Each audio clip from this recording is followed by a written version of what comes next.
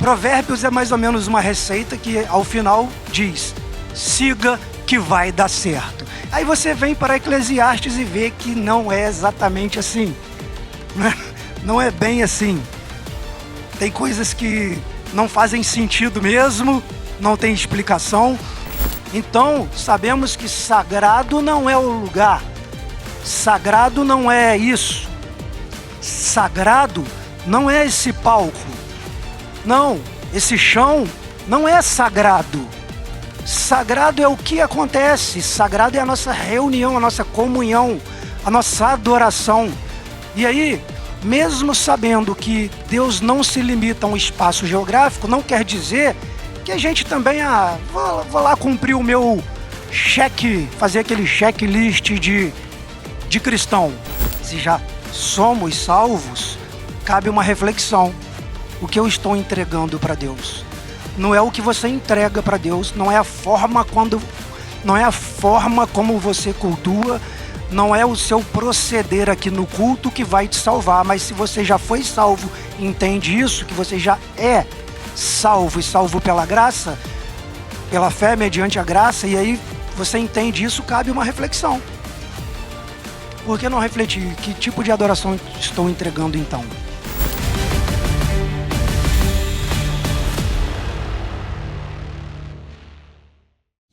Bom dia, senhoras e senhores. Vou dar um tempinho aqui para ver se chega o pregador Top Master. Enquanto ele não chega... Bom, estão todos bem? Sim? O café da manhã, rapaz, o café da manhã está cada domingo melhor, hein? Hoje teve pudim de pão. Não comi pudim de pão.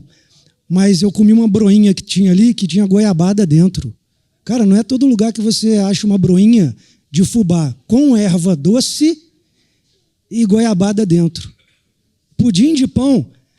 Mas hoje o café não foi só assim, espetacular no sentido material, não. O café hoje também foi espiritual. Como assim, Marcelo, o café foi espiritual? Foi espiritual porque ontem eu fiquei sabendo que teve uma caça a um bolo de cenoura. Ninguém achava bolo de cenoura em lugar nenhum. E a ideia era fazer um bolo de cenoura para o café da manhã. E foram no Royal, não tinha bolo de cenoura. Foram no supermarket, não tinha bolo de cenoura. Foram no Royale, não tinha bolo de cenoura. Foram na padaria, não sei das quantas aí, dessas padarias que tem todos os bolos. Tinha bolo de tudo que é tipo, menos bolo de cenoura. Só não tinha bolo de cenoura. Parece que a caça ao bolo de cenoura foi até às 22 e pouca. 10 da noite. Ficaram caçando o bolo de cenoura até quase 11 horas da noite. Não encontraram o bolo de cenoura. Ou seja, todos retornaram para casa com aquela frustração. Poxa, não vai ter o bolo de cenoura. Inclusive, estavam preparando uma calda de chocolate que iam colocar com um buquinho ali, com um foguinho embaixo, a calda, coisa de penedo, né? E o chocolate ali mantendo quente para você colocar a calda no bolo ali na hora. Eu falei, caraca, que negócio chique. Mas não teve... Aí foram para casa sem o bolo de cenoura. Chegaram aqui de manhã, foram arrumando a mesa, aí colocam um pãozinho aqui, outro pão ali, foram arrumando. De repente, eis que surge uma irmã com um bolo de cenoura e ela parece que não falou para ninguém que ia trazer e surge o bolo de cenoura. Apareceu o bolo de cenoura que uma irmã trouxe. E detalhe, ela parece que ela comentou com a Fernanda assim, olha, não deu tempo de fazer a calda. É espiritual, não é? Fala que não é. Aí a Fernanda me contou isso. E, cara, é aquela frase, Deus proverá. Fala que não. Deus proveu o bolo. Cara, é incrível isso. Isso mostra que Deus age nos detalhes. Deus age, sabe? Deus age nos detalhes. É claro que a hora que ele vai agir, ele sabe. Como ele vai agir, só ele sabe. E ele que determina como, quando e onde. Não é? Então, mas por que aquele bolo é espiritual, cara? Você não entendeu. É um bolo, né, que chegou mais próximo do maná. É o que chegou mais próximo do maná, foi esse bolo de cenoura que chegou hoje aí. Né?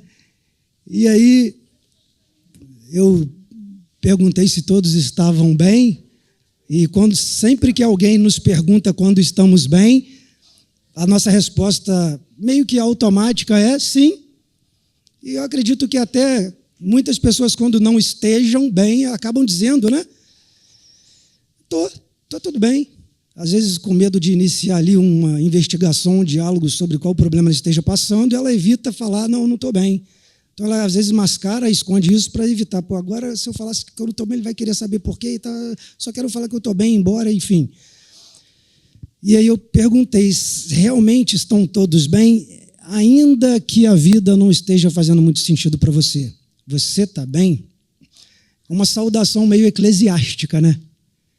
Ainda que a vida não esteja fazendo muito sentido para você. Nós estamos numa série que fala sobre o livro de Eclesiastes, uma série que vem falando sobre o livro de Eclesiastes. E aí, hoje de manhã, todo domingo pela manhã, entre 9h30 às 10, de 9h30 até às 10, nós temos aqui um momento de oração. Meia hora aqui que nós entramos e ficamos em oração até o momento do café. E aí eu entrei aqui 9h30, fiquei sentado aqui, quando eu entrei pensei comigo, hoje eu vou só orar. Hoje eu quero sentar ali e ficar só em oração, porque geralmente no final da oração sempre vem alguém aqui, fala alguma coisa, faz uma ilustração ali de 5 minutos para encerrar. Eu pensei comigo, hoje eu vou ficar só sentadinho ali, não tem nada para falar. Eu não tenho nada para falar hoje. E fiquei sentado ali. Só que aí teve um momento que eu me levantei, fui até ali atrás e me encostei na parede. Cara, quando eu encostei na parede, veio meio que um clarão do nada. A gente sabe que não é do nada, mas só maneira de falar. Veio um clarão com uma ilustração que, a princípio, pode não ter significado nenhum. Uma ilustração sobre óculos. Os que usam óculos aqui, nasceram usando óculos? Não. Ninguém aqui nasceu usando óculos, não é? Marcelo, o que isso tem a ver com Eclesiastes? O que isso tem a ver com a série que nós estamos estudando? Eclesiastes fala um pouco sobre o modo como a gente vê, ou como pregador, né? O modo como o pregador que escreveu Eclesiastes via a vida. A maneira como ele via a vida. Óculos também tem a ver com a maneira como você vê a vida. Ele muda um pouco as perspectivas, porque ninguém nasce com ele, né? Todo mundo nasce sem óculos. Com o passar do tempo, uns vão precisando, outros não. O que isso quer dizer? Que existem duas maneiras da gente enxergar, a vida. Na ilustração, sem óculos, fica embaçado, não fica? Fica distorcido. Não fica tão claro para mim enxergar sem o óculos. Quando eu coloco, tudo faz sentido. Tudo fica mais claro. Tudo fica mais nítido. E aí, eu queria comparar o óculos ao Evangelho, por exemplo. O Evangelho, ou a Cristo. E aí, o ser humano tem duas maneiras de enxergar a vida, tem duas maneiras de ver a vida. Sob a perspectiva debaixo do sol, lembra desse termo? O Eclesiastes fala muito, né? Sob a perspectiva debaixo do sol, que é como as coisas se dão aqui, sem a interferência divina. E como as coisas se dão, como as coisas acontecem, como a vida acontece, sob a perspectiva da tua relação com Deus. São duas visões, percebem? Diferentes? Duas visões diferentes. Se a gente olhar sob a perspectiva debaixo do sol, sem óculos as coisas não ficam claras. As coisas ficam sem sentido mesmo. Tanto é que o pregador expôs isso. Nada faz sentido em alguns momentos quando ele fala ali, por exemplo, que a busca pela sabedoria, inclusive, busca pela felicidade, pela sabedoria, Busca não faz sentido. É tudo sob a perspectiva debaixo do sol, é tudo fumaça. É tudo fumaça. Você vê por um instante e ela desaparece. Então a busca por felicidade, por prazer, por sabedoria, tudo fumaça. Mas aí, sob a perspectiva de uma relação com Deus, tudo muda, e é com óculos. Sob a perspectiva da sua relação com Deus, a vida passa a ter sentido, independente de como ela esteja. Esse foi um clarão que eu tive ali, no momento da oração, e pensei comigo, achei interessante a analogia de comparar um simples objeto com o Evangelho. Vou compartilhar isso com o pessoal, porque tem a ver também com a série. Tem a ver com a série que a gente está falando aqui, Eclesiastes. E aí, diante disso, qual o convite que fica? O convite é: use óculos. Use óculos. Entendeu a mensagem, né? Use óculos, porque aí as coisas farão mais sentido para você. Não é? E aí nós estamos já quase no meio da mensagem, quase no meio da série. Nós já tivemos aqui 4 mensagens, onde no capítulo 1, o autor, o escritor, apresentou a sua visão sobre a vida e a busca por significado dessa vida. No capítulo 2, ele explora a busca humana pela felicidade, propósito, incluindo a sabedoria. Né? Quando buscados sem Deus, nada faz sentido. Foi o que nós ouvimos aqui no capítulo 2. No 3, ele aborda a ideia de que tudo tem o seu devido tempo. Tudo está determinado. Há um tempo para cada propósito debaixo do céu. Foi a 3ª mensagem. Na 4ª, nós vimos que a mensagem abordou temas como solidão, trabalho, opressão e a importância da companhia entre as pessoas. Da companhia e da união entre as pessoas. Se você perdeu alguma dessas mensagens, todas elas já estão nas plataformas digitais. Marcelo, não vi a mensagem 1 da série, não vi a 2 da série. Estão nas plataformas digitais. YouTube, Spotify, estão lá. Então, você pode pesquisar depois. E hoje nós vamos abordar o capítulo 5. Então, se você já está aí com a tua Bíblia, seja ela de papel ou no celular, encontre aí o livro de Eclesiastes, capítulo 5. Nós vamos falar um pouquinho dele hoje.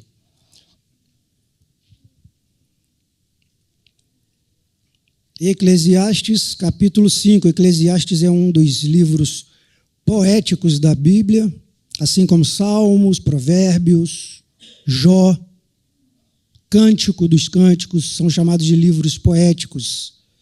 São obras literárias, né? Agora, é que a maioria das vezes a nossa leitura bíblica ela acaba sendo meio corriqueira mesmo. Eu já li o livro de Eclesiastes, algumas vezes, inclusive, é um livro curto, pequeno, são 12 capítulos, já li algumas vezes, mas confesso que na maioria das vezes é aquela leitura corriqueira, que você não para analisar por que ele está dizendo isso, por que ele disse, em que contexto, e quando você para analisar, cara, o livro de Eclesiastes é doideira. É um livro louco, porque quando você lê Provérbios, por exemplo, Provérbios dá a impressão de que ali você tem uma receita de bolo que diz assim no final, ó, siga todos esses passos que vai dar certo. Siga todos esses passos que vai dar certo. Né? Como uma receita de bolo. Né? Se você seguir passo a passo, não tem como dar errado. Na prática, a gente sabe que não é bem assim. Inclusive, ontem eu estava mexendo no Instagram e acabei salvando minha 137ª receita, que eu nunca vou fazer. Né? Todo mundo faz isso, gente. Pelo amor, todo mundo faz.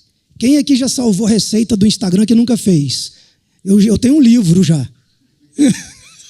Já dá para publicar um livro de receitas, de coisas que eu nunca fiz.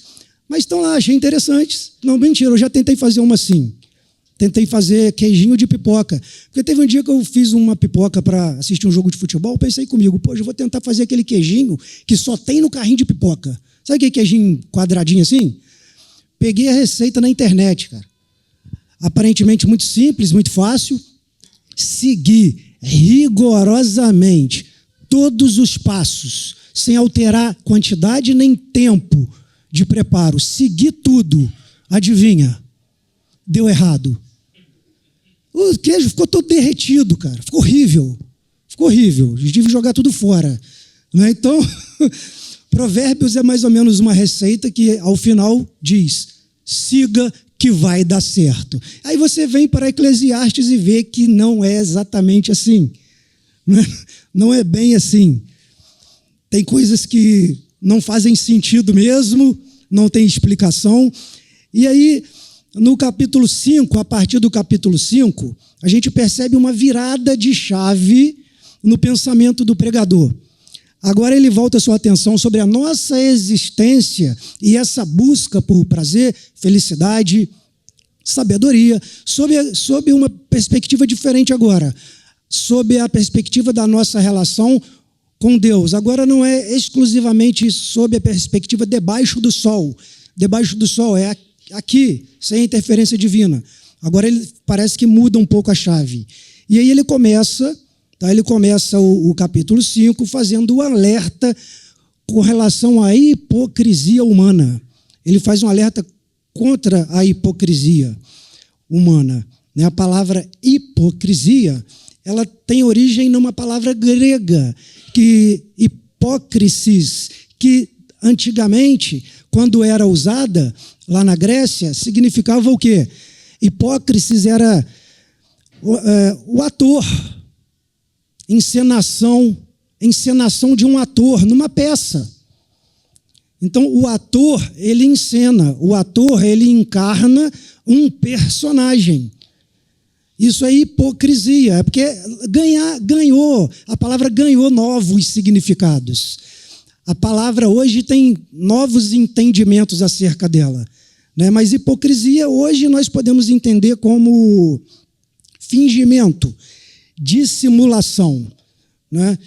E, inclusive, tem hipocrisia, a gente fingir ser quem a gente não é. Cansa. Isso cansa. Porque encenar não é a vida inteira do ator, não é? Quando o ator sai de cena, quando o ator sai do palco, ele não tem mais aquele nome. Não tem mais aquela característica. Ele volta a ser aquela pessoa. Se ele tentar ser a personagem o tempo todo, depois que ele desce do palco, ele vai cansar. Isso vai esgotá-lo. Então, fingir, encenar, cansa. Né? Tem um livro cujo título é bem sugestivo, eu não li apenas o resumo para ver do que se tratava, para poder, né, citá-lo aqui. O livro se chama Quem é Você Quando Ninguém Está Olhando? Olha só que título interessante. Quem é Você Quando Ninguém Está Olhando? O nome do autor é Bill Hybels. Se você quiser pesquisar, é um livro pequeno, é interessante ler, porque quem sou eu quando ninguém está olhando? Esse sou eu de fato, né? Esse sou eu. Mas esse eu, quando ninguém está olhando, é o mesmo quando está na frente dos outros? É o mesmo quando está no trabalho? É o mesmo quando está na igreja? É o mesmo quando está em uma festa na família? É o mesmo? Ou é outro? Ou outra pessoa? É interessante, né? Porque a vida, ela não precisa ser um baile de máscaras. Já viram baile de máscaras? Já viram em filme aquelas cenas de baile de máscaras, onde as pessoas se vestem de maneira muito elegante, com máscara, ninguém sabe quem é quem? Todo mundo fica ali escondido. Né? Esses bailes de máscaras são de tempos bem antigos, lá da Idade Média. E ali, esse baile de máscara, ele promovia no ambiente o quê? Uma sensação de quê? Um clima de quê? De mistério. Mistério e até certo ponto elegância, porque as roupas eram muito bonitas e as máscaras também chamavam muita atenção. Promovia um certo clima de mistério e elegância, porém ninguém sabia quem era quem. Né? E essas máscaras, elas acabavam fazendo com que as pessoas não se reconhecessem ali naquele momento. A máscara esconde quem você é. A máscara tampa o teu rosto. Todavia, é importante a gente lembrar que máscara diante de Deus é inútil. As pessoas podem não te reconhecer, mas Deus sabe quem você é. Deus te conhece antes mesmo de você nascer, né? Então, a máscara diante de Deus acaba sendo inútil. E nesse bloco que nós vamos ler agora no capítulo 5, nós vamos primeiro, do 1 ao 7, vamos explorar por partes e entender. Aqui ele não trata exclusivamente da hipocrisia humana como um todo, mas ele vai tratar da hipocrisia humana com relação à adoração. Ele não vai falar aqui como um todo.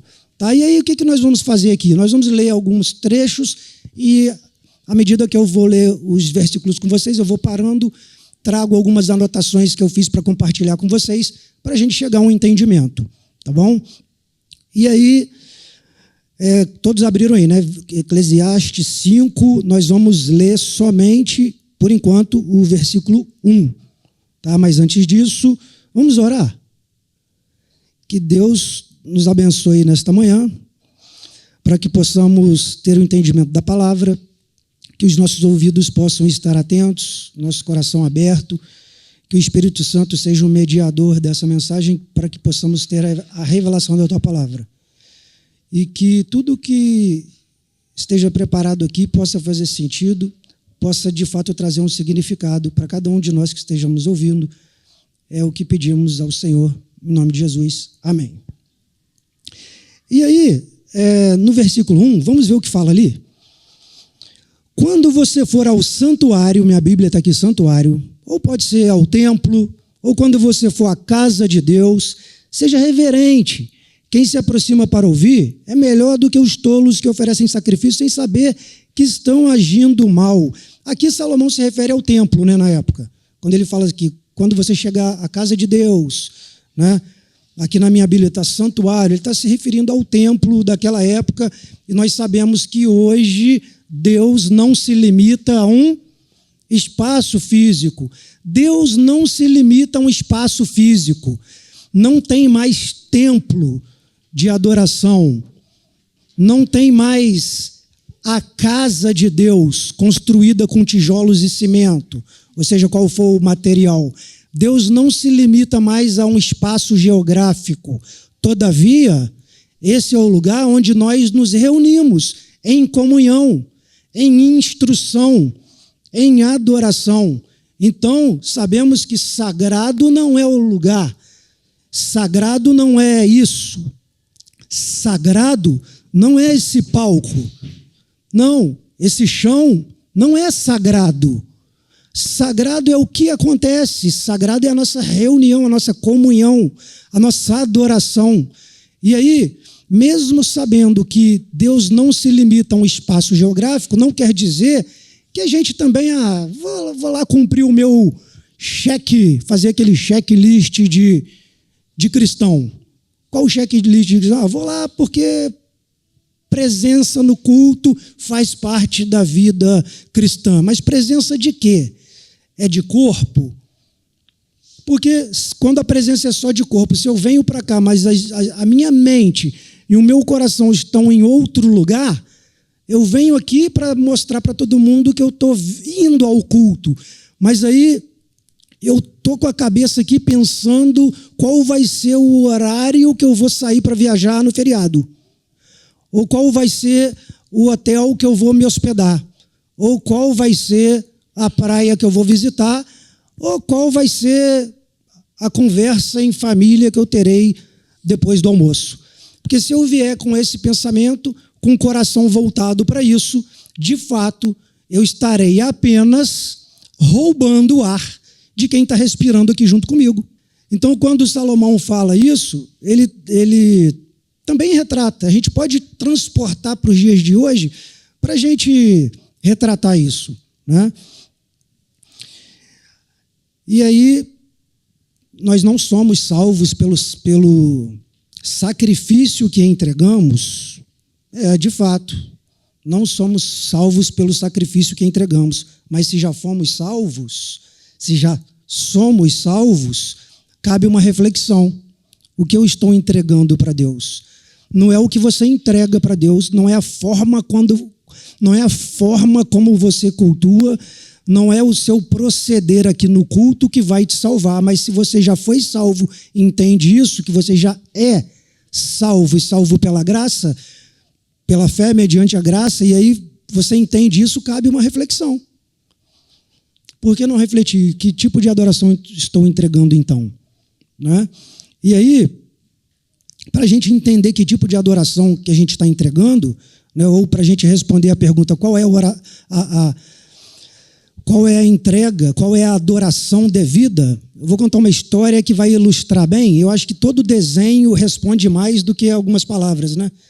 E aí, imagine que num belo dia um filho, uma criança, chegou para o pai na véspera do Dia dos Pais. Véspera do Dia dos Pais, o menino, criança, chega para o pai e diz assim: pai, me dá um dinheiro que eu preciso comprar um presente. O pai todo bobo, porque ele já faz aquela associação: meu filho está me pedindo um dinheiro para comprar um presente para amanhã, que vai ser o Dia dos Pais. E aí o pai, todo feliz com aquilo, vai e dá o dinheiro para o filho, fingindo que não estava sabendo de nada, né? Acho que todo pai e toda mãe já fez isso alguma vez, né? Deu o dinheiro para o filho comprar o presente para ele mesmo. Né? Todo mundo já fez isso. E aí o menino vai, compra o presente. E no dia seguinte, no Dia dos Pais, todos sentados à mesa, almoçando, vem o menino com aquela caixa linda, aquele embrulho maravilhoso, todo sorridente. E ele vai todo feliz de encontro ao pai. E aí o coração do pai já começa a queimar. Queimar. Nossa, meu filho comprou um presente para mim no Dia dos Pais. E aí o menino chega com a caixa, coloca em cima da mesa e abre. E quando ele abre a caixa, ele tira de dentro dela um carrinho de controle remoto.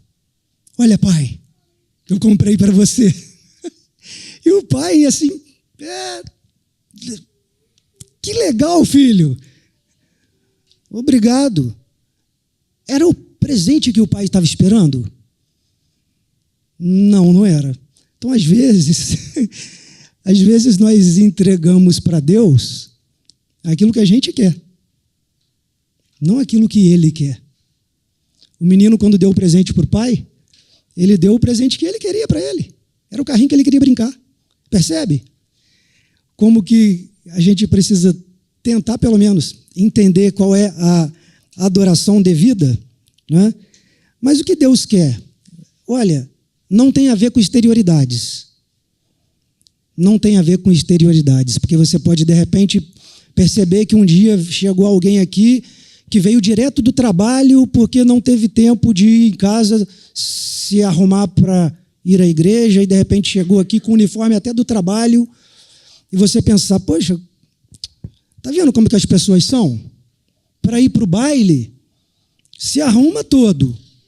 Para ir para a festa, se arruma todo.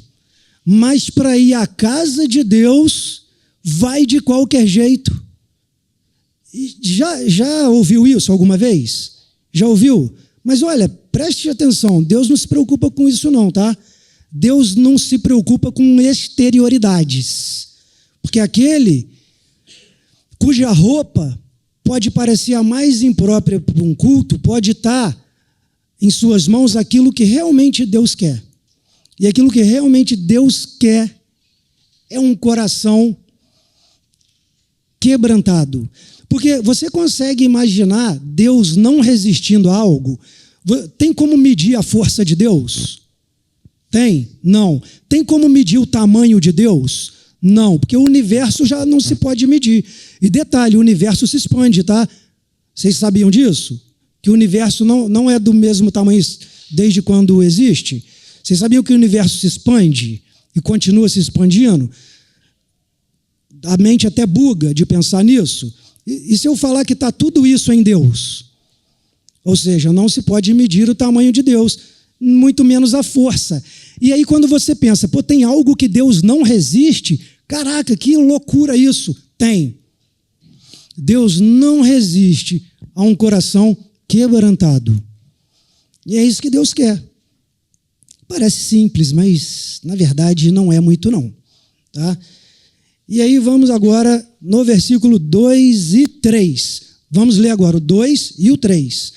No 2 está assim: não seja precipitado de lábios, nem apressado de coração, para fazer promessas diante de Deus. Deus está nos céus e você na terra. Por isso, meu filho, fala pouco. Seja emocionado, não. Fala pouco.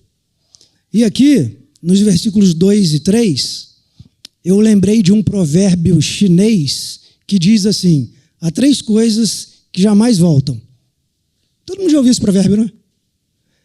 A flecha lançada, a palavra dita e a oportunidade perdida.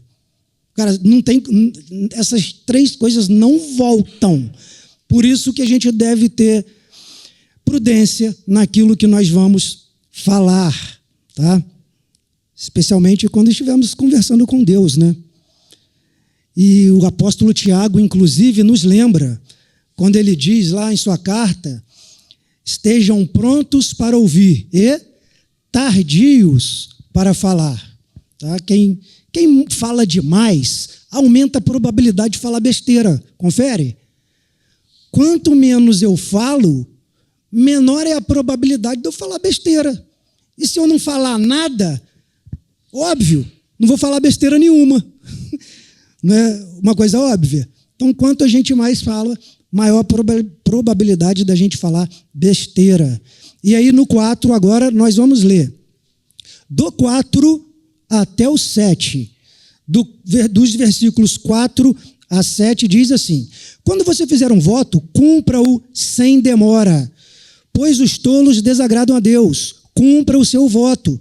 É melhor, então, nem fazer voto do que fazer e não cumprir. Não permita que a sua boca o faça pecar. E não diga ao mensageiro de Deus. Em algumas Bíblias está ao anjo. Em outras Bíblias está e ao mensageiro do templo. E em outras Bíblias está e ao... Alguém encontrou diferente do que eu li aqui? Mensageiro de Deus, ao anjo. Algumas está ao anjo, né? Não diga: o meu voto foi por engano. Por que irritar a Deus com o que você fez e diz e deixá-lo destruir o que você realizou? Em meio a tantos sonhos absurdos e conversas inúteis, tenha temor de Deus. E aqui dos versos 4 a 7, fala sobre os votos com Deus. E aí, de repente, você pode estar se perguntando: Marcelo, ainda tem isso? Fazer votos com Deus? Olha, eu não li em nenhum lugar Jesus revogando isso não, tá? É óbvio que quando a gente compara os votos que eram feitos antes com os votos que são feitos hoje, a gente percebe uma diferença. Por exemplo, tem votos de refrigerante, já viu? Já viu o voto de refrigerante? Eu vou ficar sem tomar refrigerante. Já viu o voto de chocolate? Vou ficar sem comer chocolate. Voto de internet? Não tinha isso antigamente. Os votos antes eram um pouco diferentes. O fato é que não vou julgar aqui se o voto de refrigerante é válido, se o voto de chocolate é válido, de internet, ou seja lá qual for o voto. Sabe por quê? Tem um terreno que ninguém consegue pisar. Tem um espaço que ninguém consegue invadir. Sabe qual que é? É o espaço que tem entre você e Deus. Entre você e Deus tem um terreno ali que ninguém entra. Então, se você fez um voto de refrigerante, se você fez um voto de chocolate, se você conversou com Deus a respeito disso, sabe? O que eu acho que fica um pouco estranho até demais, não sei, é eu chegar aqui e de repente falar: ó, capela, agora a partir de amanhã todos da capela vão ficar sem tomar refrigerante. Eu não posso fazer isso. Porque eu não vejo embasamento bíblico nenhum para isso. Ou chegar aqui na frente: ó, gente, a partir de amanhã, todos aqui da capela, quem é da capela, vai ficar sem comer chocolate. Não posso fazer isso. Porque a relação com Deus se dá na individualidade, correto? Até jejum. Como é que eu vou chegar aqui e eu vou determinar que a igreja vai fazer um jejum? A igreja, a partir de amanhã a gente vai fazer um jejum, tá? A gente vai ficar 15 dias de jejum. Como é que eu vou fazer isso? Se o relacionamento de Deus contigo é vertical. É vertical. É individual, né? Mas, enfim, cada um tem o seu voto, mas não se precipite, não. Cuidado. Cuidado ao fazer votos. Por quê? Quem aí lembra de um personagem chamado Jefté? Ah, louco. E aí, cara é doido. Ele falou com Deus assim, ó, é lá do Israel antigo, tá? Jefité é lá do Israel antigo, antigaço mesmo. E aí, ele chegou para Deus e falou assim, ó, vou sair por uma batalha, a minha nação vai sair por uma batalha, e aí, se a gente conseguir vencer, o primeiro que sair da porta da minha casa ao meu encontro, o que sair da porta da minha casa ao meu encontro quando eu voltar da batalha, eu vou oferecer em sacrifício ao Senhor. Olha o voto do cara. E foi para a batalha. E aí qual foi o resultado da guerra, da batalha? Israel venceu. Israel venceu. E ele retornando para casa, ele voltando para casa, quem lhe sai ao seu encontro? A filha dele. Caraca! A filha dele. Quer saber o final da história? Lê em casa Juízes 11, eu vou contar aqui não. E aí, lê Juízes 11, aí você vai saber, sacrificou ou não sacrificou? Ele fez um voto, por isso tem que pensar. Você já fez voto com Deus? Eu lembro de um aqui que eu quebrei em dias, cara, tal do relógio. Já ouviu falar do relógio? O relógio de oração? Tem igreja que faz relógio de oração. Cara, o negócio está interessante. Mas assim, pensa antes de fazer um voto. É um relógio que a igreja fica orando 24 horas. 24 horas em oração. Mas aí divide entre os irmãos. Tipo assim, de meia-noite até 1h. Fabão, está na escala, vai orar de meia-noite a 1. De 1 às 2h, o Luan está na escala, vai orar de 1 às 2. De 2 às 3, está o Igor, vai orar. E assim vai. Aí, na hora que foi distribuindo o relógio lá, eu fiquei pensando comigo, caraca, se cair 2h, eu estou ferrado, irmão.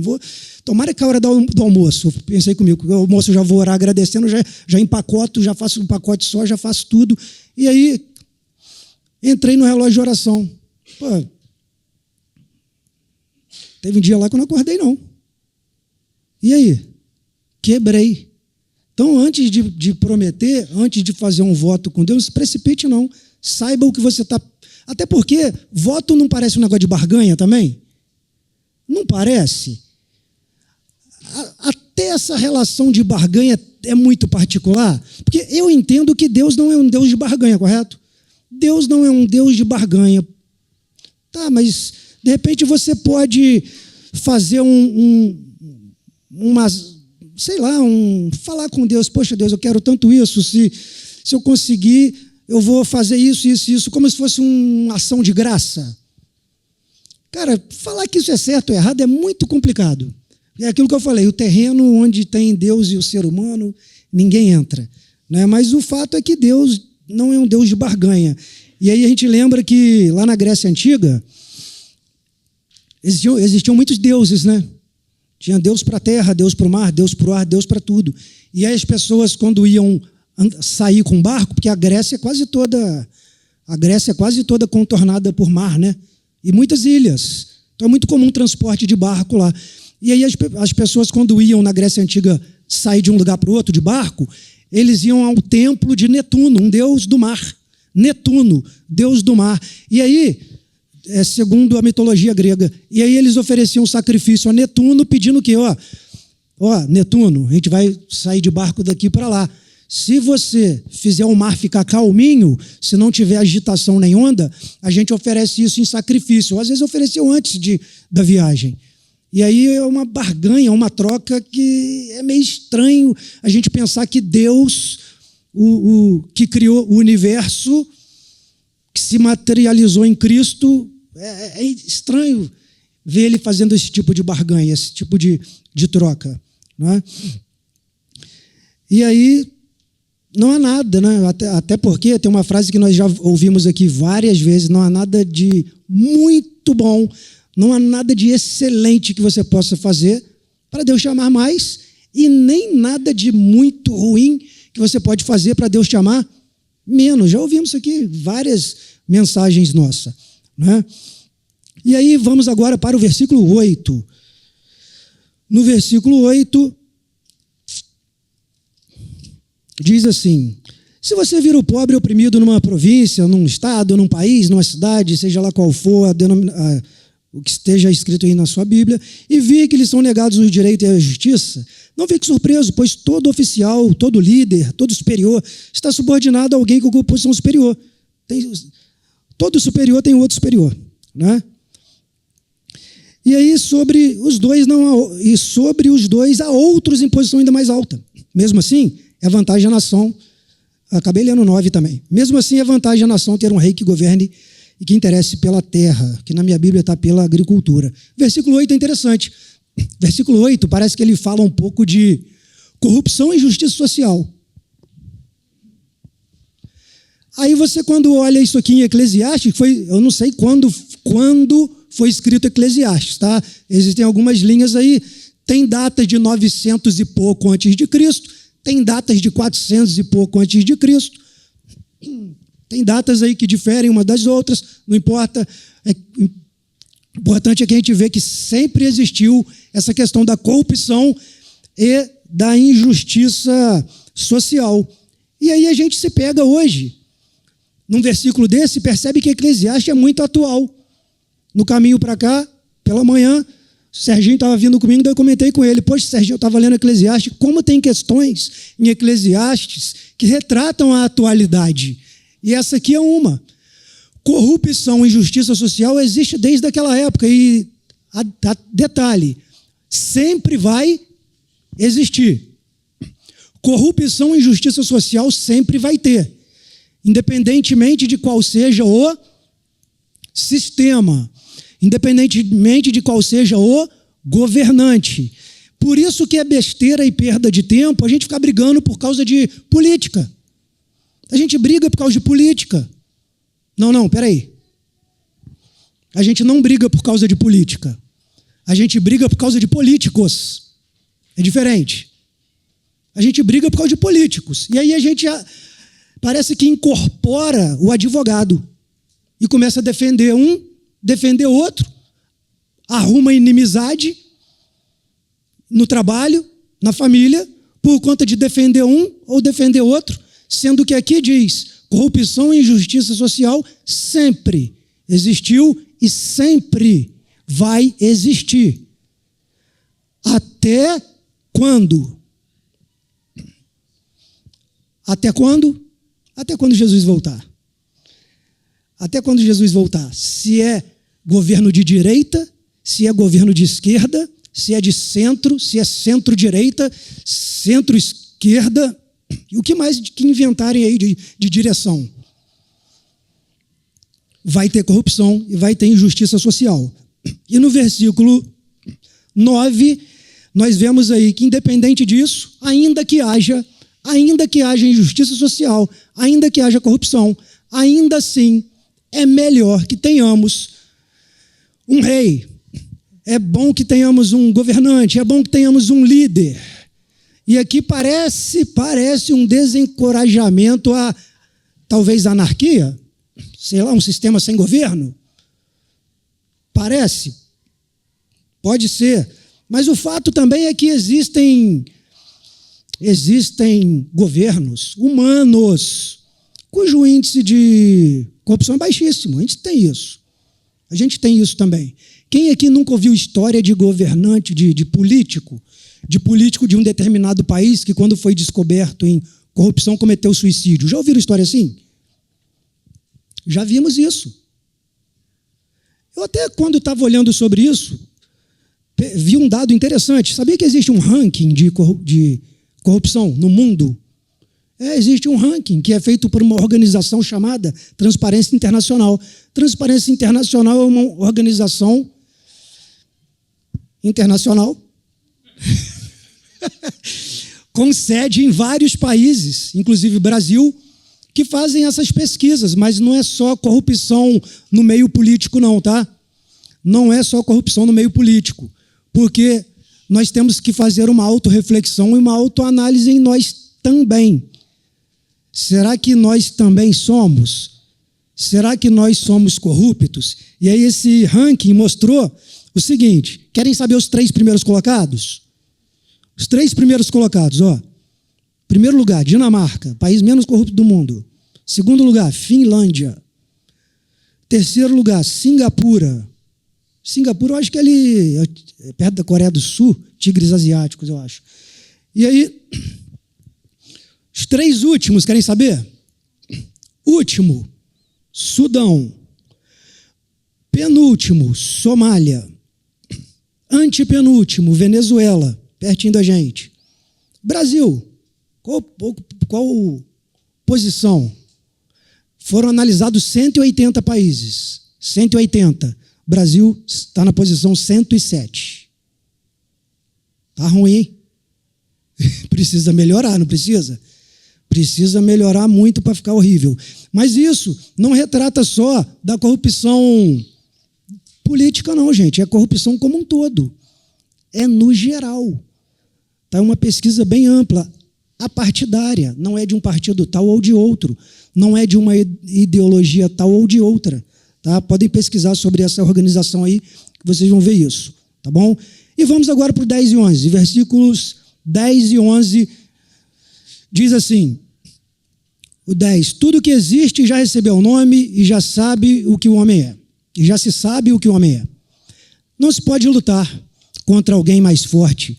Quanto mais palavras, mais tolices e sem nenhum proveito. Aqui nos versículos 10 e 11, a gente percebe que tudo o que existe já recebeu o nome e já se sabe o que o homem é. Ou seja, nada do que o homem fizer vai mudar o que já está determinado por Deus. Isso aqui gera uma inquietação na gente, porque falar que o futuro já está escrito incomoda. A gente não está preparado para isso. Falar que o futuro já está escrito incomoda. O fato é que Deus é atemporal. Para Deus não tem passado, nem presente, nem futuro. Né? Então a gente tem um pouco de dificuldade com isso. Né? Vamos agora no versículo. Gente, eu acho que eu li coisa errada. Eu estou de óculos, hein? Li coisa errada. Então vamos lá. Nós vamos ler o 10 e o 11. Só que eu li o 10 e o 11 do capítulo 6. Então vamos lá. O 10 fala assim, quem ama o dinheiro jamais terá o suficiente. Quem ama as riquezas jamais ficará satisfeito com os seus rendimentos. Isso também não faz sentido. Quando aumentam os bens, também aumentam os que consomem. E que benefício trazem os bens a quem possui se não dar um pouco de alegria aos seus olhos?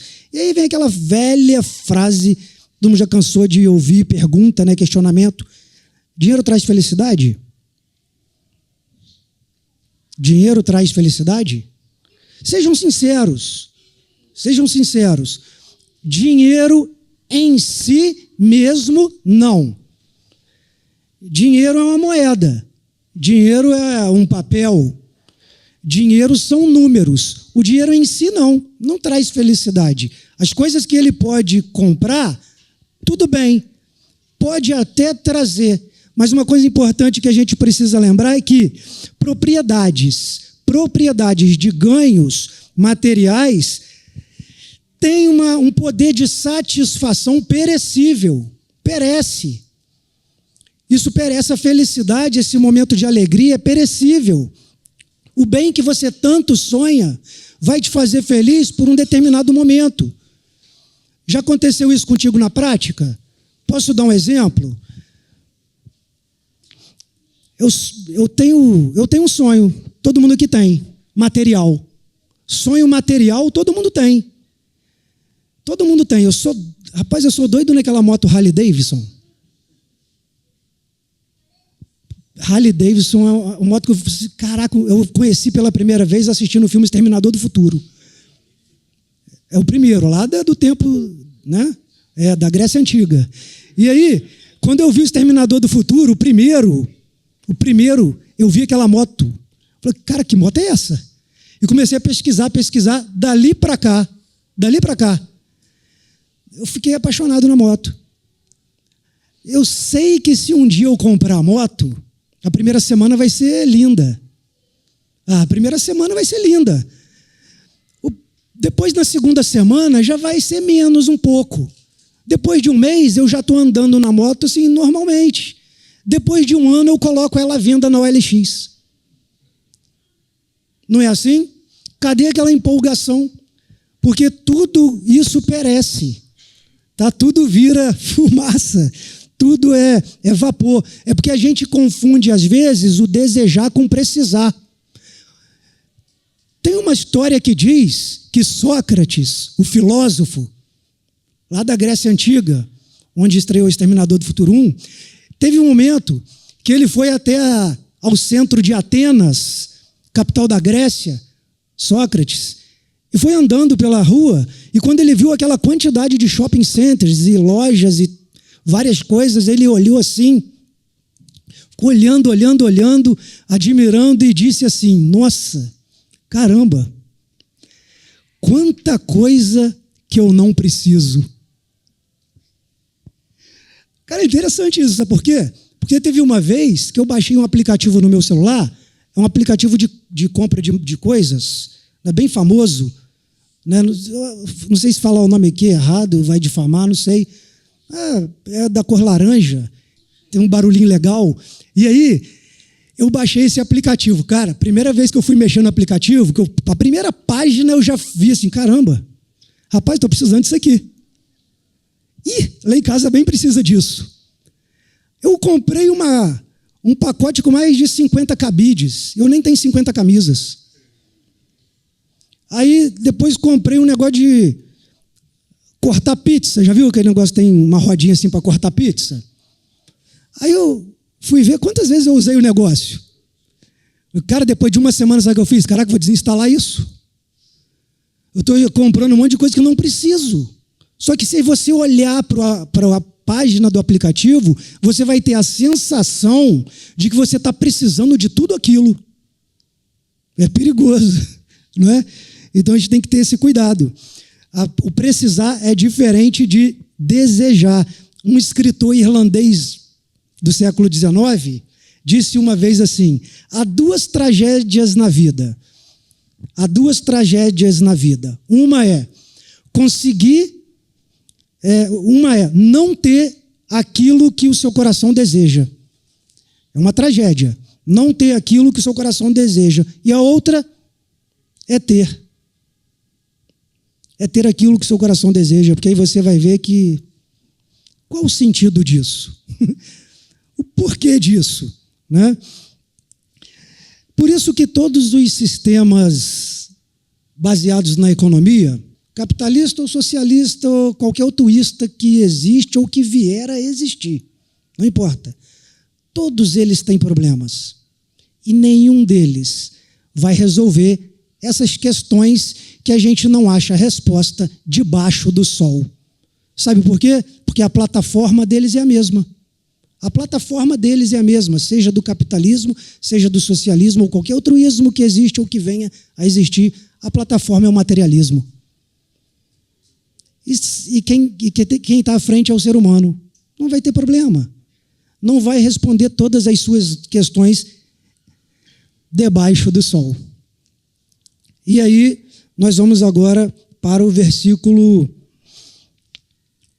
12, do 5. O sono do trabalhador é ameno, quer coma pouco, quer coma muito, mas a fartura de um homem rico não lhe dá tranquilidade para dormir. Cara, um paralelo bem interessante que a gente pode fazer sobre isso. Quem é proprietário de um negócio?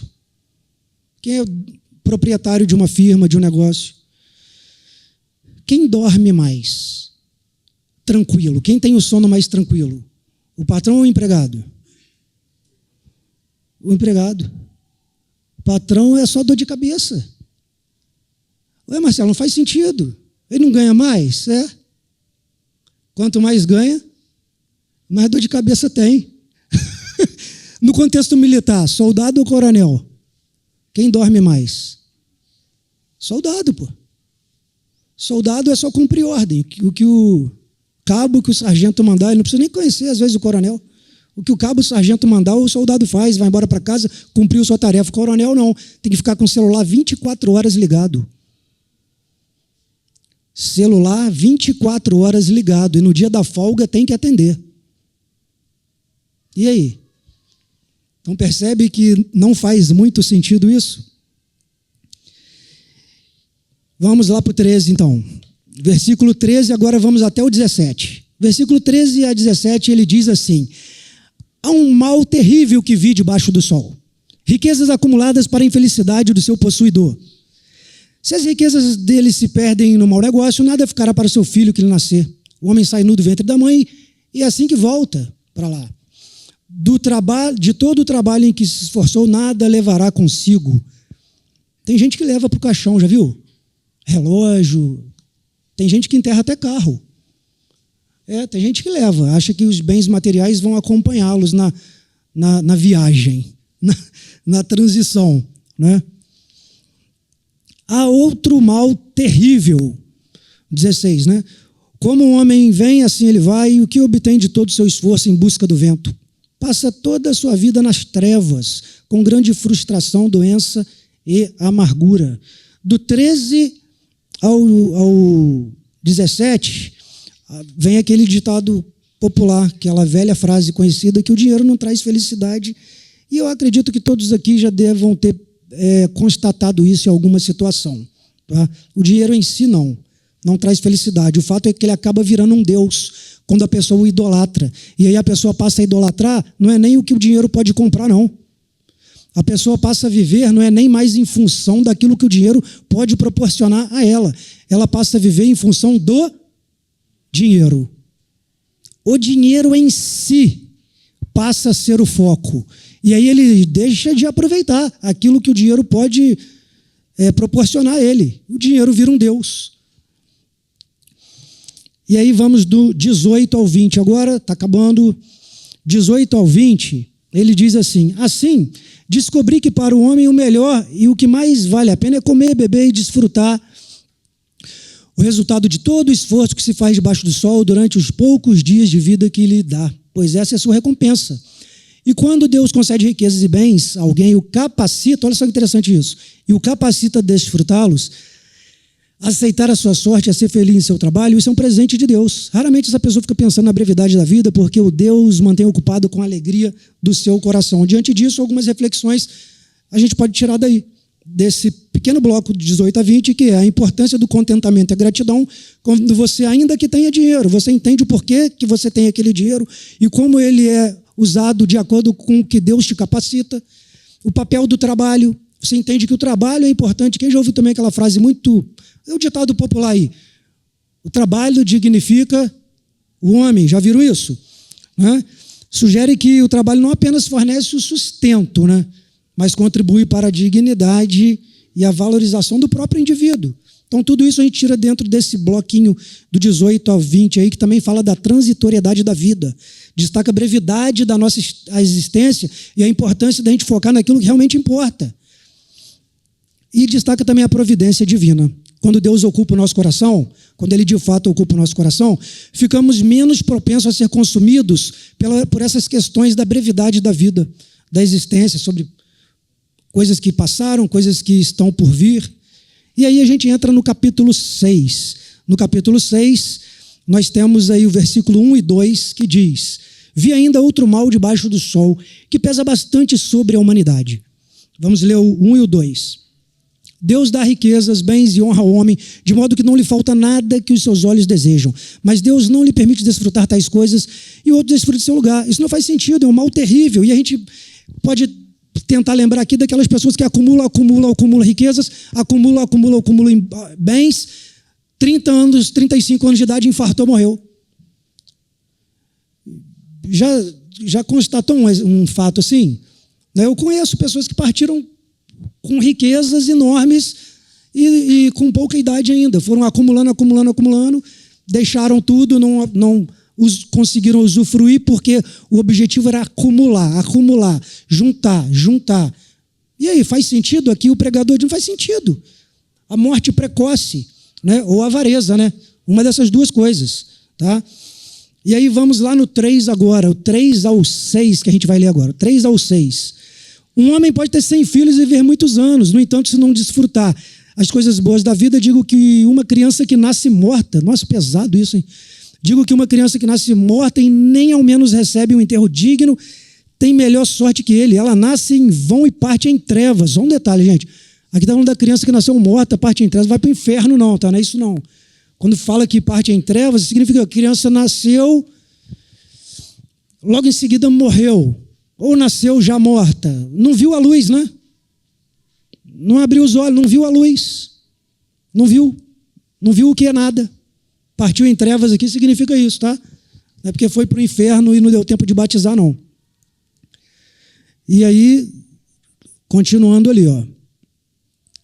O 4, o 5 agora, o versículo 5. Embora jamais tenha visto o sol ou conhecido qualquer coisa, ela tem mais descanso do que tal homem.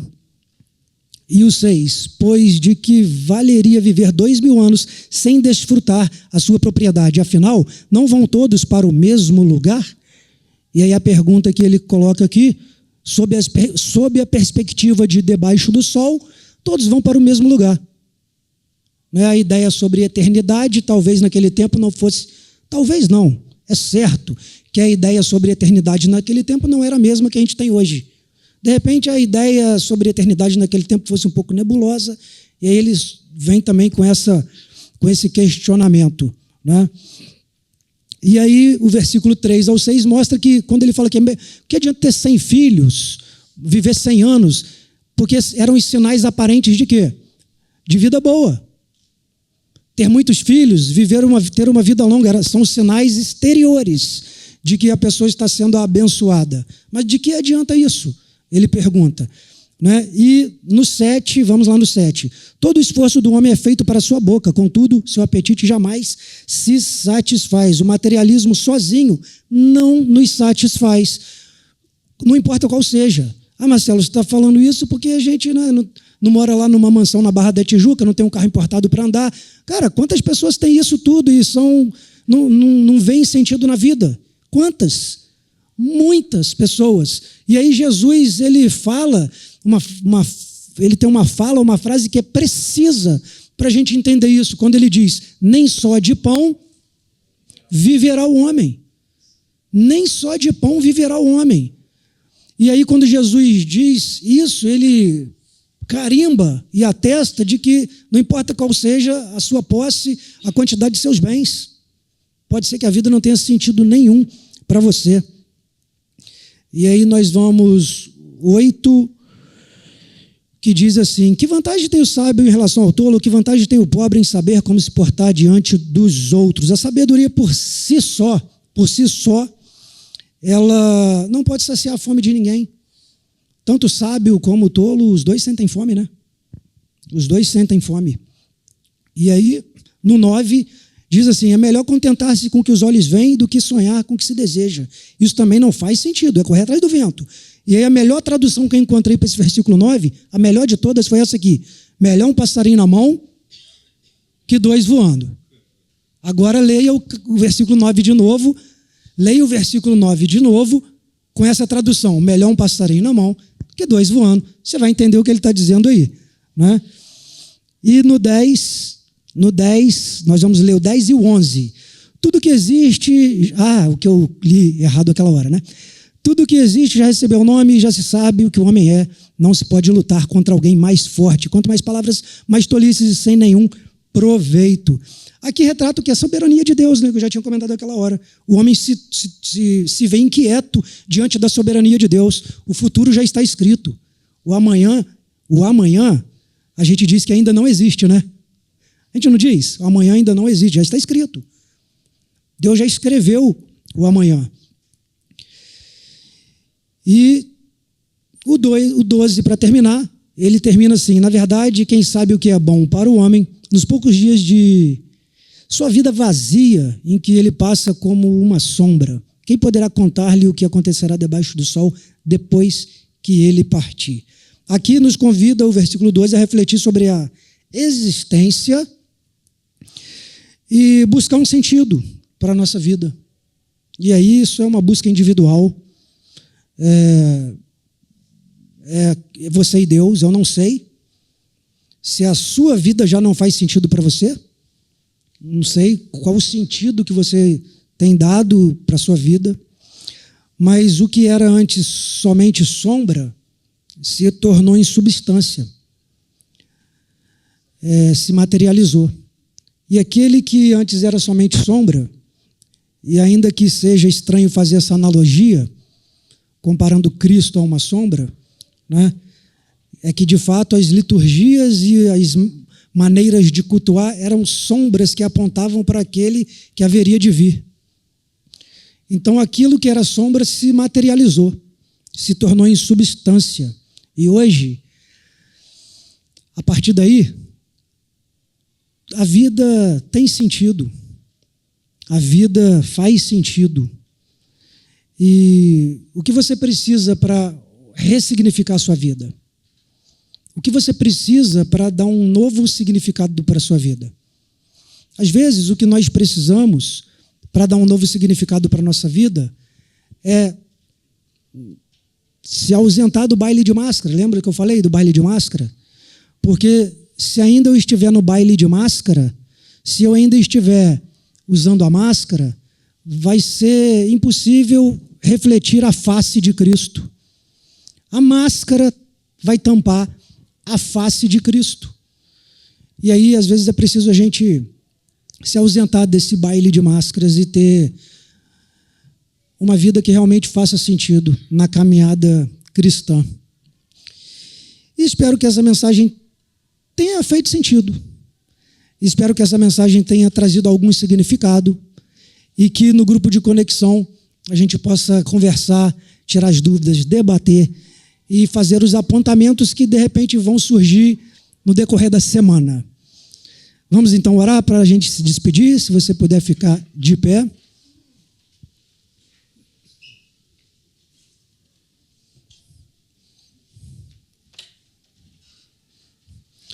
Senhor Deus, Senhor que é soberano, Criador de todo o universo, sabe de todas as coisas, do que se passa com nós.